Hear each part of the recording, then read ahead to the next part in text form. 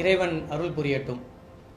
SIR என்று சொல்லக்கூடிய November 4 December 4 வரைக்குமான இந்த வாக்காளர் பட்டியல் சிறப்பு சீர்திருத்தத்தில் மக்களிடையே பல்வேறு விதமான குழப்பங்கள், சந்தேகங்கள், கேள்விகள் எழுந்து வருது.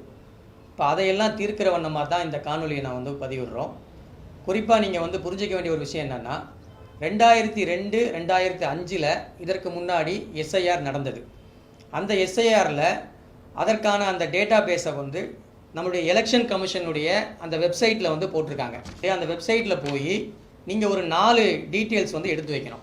அது என்னென்ன டீட்டெயில்ஸ் அப்படின்னு நீங்கள் பார்த்தீங்கன்னா, உங்களுடைய உறவினருடைய பெயர், அதே மாதிரி தொகுதியினுடைய பெயர், அதே மாதிரி பாகம் எண், வரிசை எண் என்று சொல்லக்கூடிய இந்த 4 டீட்டெயிலையும் நீங்கள் அந்த 2002, 2005 இருக்கக்கூடிய அந்த டேட்டா பேஸ்லேருந்து நீங்கள் எடுத்து வைக்கணும். இந்த டீட்டெயில் உங்களுக்கு கொடுக்கப்படக்கூடிய ஃபார்மில் ஃபில்அப் பண்ண வேண்டிய தேவை இருப்பதால் இந்த டீட்டெயில் நீங்கள் எடுத்து வச்சுக்கணும்.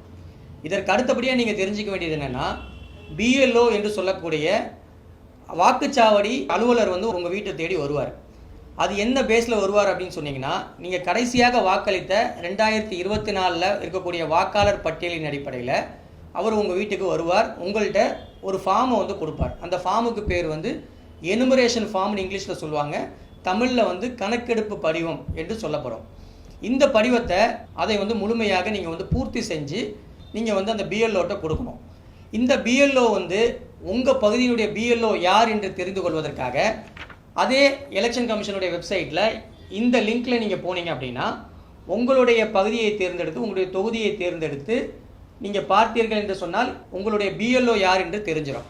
இப்போ அவர் கொடுக்கக்கூடிய இந்த ஃபார்ம் இருக்குல்ல, எனுமரேஷன் ஃபார்ம் இருக்கு இல்லையா, அந்த ஃபார்மை பொறுத்த வரைக்கும் நீங்கள் முதல் பத்தியில் சில டீட்டெயில் நீங்கள் ஃபில் பண்ண வேண்டியது இருக்கும். இப்போ உங்களுக்கு ஸ்க்ரீனில் இந்த ஃபார்ம் இப்போ காட்டப்படும். அதே மாதிரி கீழே 2ஆம் பத்தி, 3ஆம் பத்தி என்று சொல்லக்கூடிய மேலே இருக்கக்கூடிய ஒரு பத்தி, கீழே இருக்கக்கூடிய 2 பத்தியில் மட்டும் நீங்கள் இடதுபுறமாக இருக்கக்கூடிய அந்த பத்தியில் நீங்கள் 2002, 2005 இதற்கு முன்னாடி இருந்த அந்த எஸ்ஐஆரில் நீங்கள் பங்களித்தீர்கள் இல்லையா, அதில் உங்களுடைய பெயர் இருந்தால் அது நீங்கள் இடதுபுறமாக எழுதணும்.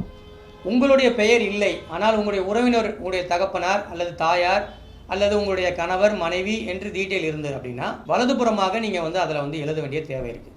இதையெல்லாம் நீங்கள் செஞ்சுட்டு கீழே உங்களுடைய கையெழுத்து போட வேண்டிய இடத்துல நீங்கள் கையெழுத்து போட்டு கொடுக்கலாம்.